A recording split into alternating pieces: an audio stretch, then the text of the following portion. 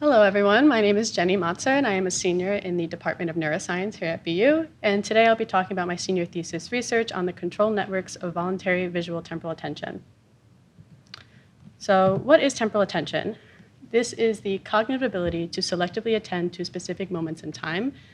This is important because visual stimuli in our environment compete for limited cognitive resources due to high metabolic costs of neuronal activity during perceptual processes, which requires some selection process in order for us to be able to prioritize information that is relevant to our interests and goals.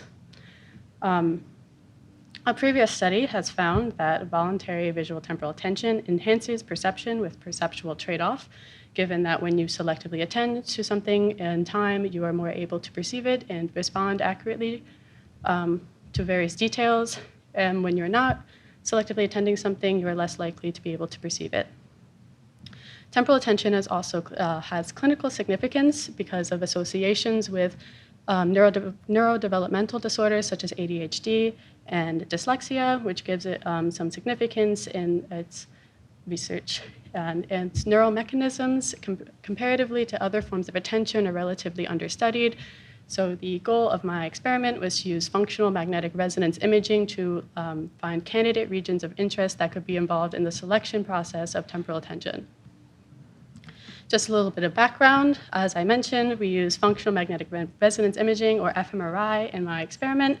And basically what this shows is a blood oxygen level dependent, or BOLD, response that reflects changes in blood flow and blood oxygenation as an indirect measure of neural activity. The spatial unit involved in fMRI is called a voxel, which can be conceptualized as a 3D pixel or cube of the brain that is used to quantify the BOLD response signal. And the way that fMRI works is when neurons are active within a voxel, they consume more oxygen from the blood, which increases blood flow in order to replenish this oxygen blood level and therefore increase the signal in the MRI scanner. So in the image below is an image of different voxel activity, which is their relative weights are indicated by the difference in color, which is usually scaled. So for my experimental design, we manipulated temporal attention using a two-target temporal cueing task. 6 participants completed this task with 1 behavioral session outside the MRI scanner, 1 PRF mapping session in order to map out the visual cortical areas of the brain, in addition to 2 MRI scans to collect functional data. The goal of this task is to selectively attend to a single target in a sequence of 2 targets in order to report the orientation of the cued target of either clockwise or counterclockwise. In figure A, we can see 2 examples of pairs of stimulus that could be presented in this sequence.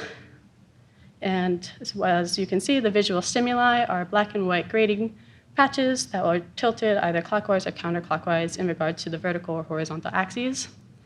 Figure B is showing the actual task sequence. So what the participant observes first is an auditory pre-cue tone, one of 3 auditory pre-cue tones that indicates the participant to pay attention to either first or T1, second or T2, or both visual targets.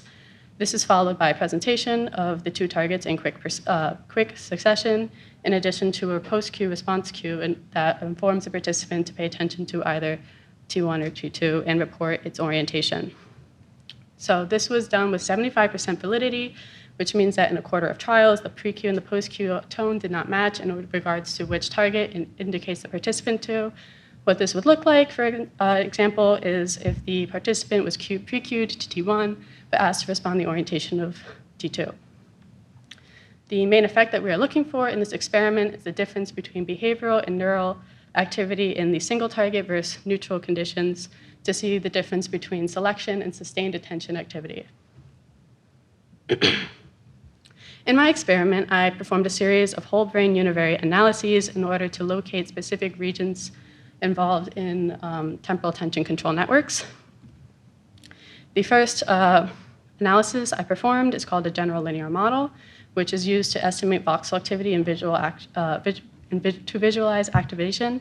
What this does is that use mathematical equations to fit our neural data to a standardized model called the hemodynamic response function, which is an estimate of voxel activity in response to a visual stimulus, in order to produce beta weights, which give us relative voxel strength activity. The output of the GLM can be seen in the top image with, as you can see, a lot more activity. So what this is showing us is not specifically task-related activity, but also full brain activity during the scanning session. So we had to perform additional analyses in order to select specifically selection net control network processes. So the next thing I did was a control contrast to isolate the selection activity by comparing the neural data of the pre-QT1 and pre-QT2 conditions to the neutral condition in order to isolate the selection activity. In order to test for statistical significance within the voxels, we performed cluster significance simulation with a p-value of 0.05. What this does is it allows us to test for statistical significance of clusters of voxel activity rather than independent ones, since it takes advantage of the fact that voxels do not typically activate independently, but rather in clusters. This minimizes false positives due to accounting for the multiple correct comparisons error that is common in fMRI data due to the large amount of voxels. So here are some of the behavioral results that we found in the study. So the blue figures are showing the post-QT1 conditions for percent accuracy and reaction time in milliseconds as a function of validity. So for instance, in the post-QT1 condition, when participants were pre-queued to attend to T1, they were more accurately able to respond to its orientation when post-queued to T1 as well as having a quicker reaction time. In addition, when they were told to attend to a different stimulus and then asked to report T1, they were much less able to accurately respond to its orientation and took more time in responding. With the post-QT2 condition, however, we did not see an attention effect for percent accuracy. However, when we combined the post-Q conditions, we found an overall attention effect in addition to a post-QT2 attention effect in reaction time. So here are some of the results of the neural data. What this figure is showing is the contrast conditions of the pre-QT1 versus neutral and pre-QT2 versus neutral data for all 6 participants that completed the study, showing the right and left hemispheres of the brain. So the figure legend is showing the difference in activity. So the more warm colors of red, orange, and yellow are showing the single target activity when they were pre-queued to a single target. And the blue shades are showing neutral activity from when they had to attend to both. So what we saw is for selection activity was a lot of inferior frontal gyrus and superior occipital gyrus activation, in addition to mixed activation between the single target and neutral activity in some other visual attention areas such as frontal eye fields and the posterior parietal visual cortex. So as a bit of a general discussion, I would like to just acknowledge that these are preliminary results. We have 6 participants currently, but by the completion of the experiment, we will have 15. So we have yet to test for statistical significance for certain results that we have, such as the behavioral ones that we will conduct in the future once we have a full data set. And to talk a little bit about the regions that we found and their actual functionality. So the frontal eye fields has been largely associated with visual attention in general, and so it's us finding some activation is a little validating and showing that we're actually testing for visual temporal attention. It's also heavily evolved in saccadic eye movement and sustaining attention in addition to the posterior parietal cortex, so we could have some pretty large influence and involvement in the general attention networks.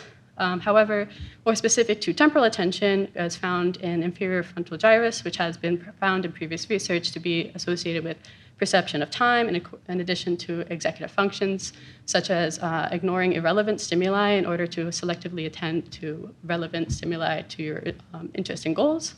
So this has a lot of potential to be involved in this temporal selection process, in addition to superior occipital gyrus, which has been found to be involved in auditory temporal attention, indicating some influence in potential like multimodality temporal attention. It's also important to note that there was a lot of individual variability, suggesting the subjective nature of our perceptions. And the overall goal of the study, which we accomplished, was to find candidate regions of interest for future investigation of temporal attention, and we found numerous that could be investigated in future research. I would like to acknowledge my PI, Dr. Rachel Dennison, and postdoc Dr. Michael Epstein, and the rest of the Dennison Lab, in addition to the BU Cognitive Neuroimaging Center and BU Department of Neuroscience.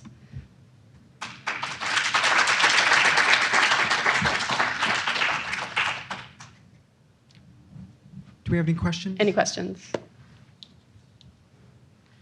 I think you had a really, really great presentation. A lot of it was incredibly fascinating. Why do you think you did not see an attention effect for percent accuracy in the post-QT2 condition?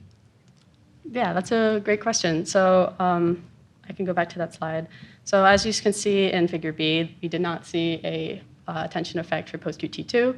One possible explanation for this, besides this still being preliminary results, and we have the possibility of once we collect more data, it kind of like turning into that stepwise modulation that we see in T1. But something that I hypothesized was that it could potentially be due to the recency effect, so that in the time sequence, T2 is the last target that people see, so it might be more able to be held in working memory in order to more accurately respond in all three validity conditions.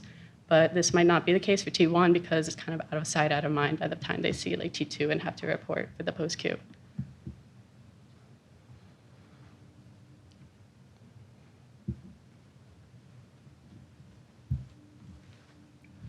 Thanks so much for that great presentation. I wonder if you could say a little bit about the future studies that you were gesturing to at the end. What would you recommend as next steps? Yes, so my lab already has a couple mostly behavioral experiments, but also that will become fMRI experiments. So one we have is as a temporal attention manipulation task with varying SOAs, which are stimulus onset asynchronies, basically saying like the onset of one stimulus, the time between the onset of one stimulus and the time of the other, to kind of get what the cognitive load aspect of it, of like when two stimuli are presented really close in time, are we able to perceive it better or worse? Because is it more of like a difficulty of like, oh, we just need more neural recruitment in order to like perceive two stimuli that are close in a time interval? Or is it that like we just are unable to like, is it like a limited resource kind of thing where we can't attend and it needs to be like recoverable with a time interval? So that's one experiment that my lab has in mind going forward.